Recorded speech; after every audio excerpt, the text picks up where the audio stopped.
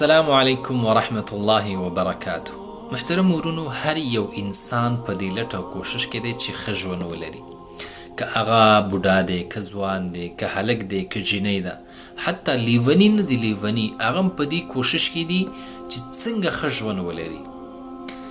بیا د دې ښه ژوند دپاره خلکو مختلف قسمه اسباب هغه اختیار کړي دي. چا یو اسباب اختیار کړي، چا بل اسباب اختیار کړي، او هر یو سړی جدا جدا فکر او سوچ لري او په هغه طریقه باندې روان دي.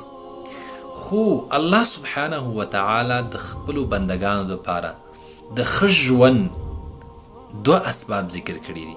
اول الله فرمایي: ومن يعمل من الصالحات من ذكر أو أنثى وهو مؤمن فلنحيينه حياة طيبة.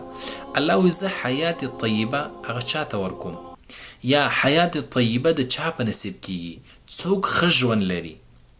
دوه قسمه خلک، دوه سببونه الله ذکر کړي دي. چا چې عمل وکړو نیک عمل. نیک عمل څه ته ویل کیږي؟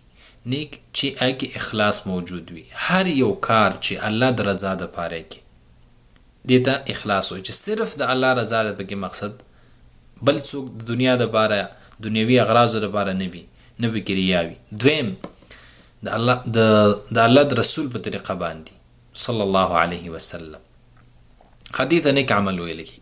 چا چې نیک عمل وکړ، برابره خبره ده که دا سړی او که ښځی، خو دویم شرط دا دی په داسې حالت کې وهو مؤمن چې په الله ایمان راوړی. ایمان لرونکې ښځه، ایمان لرونکې سړی.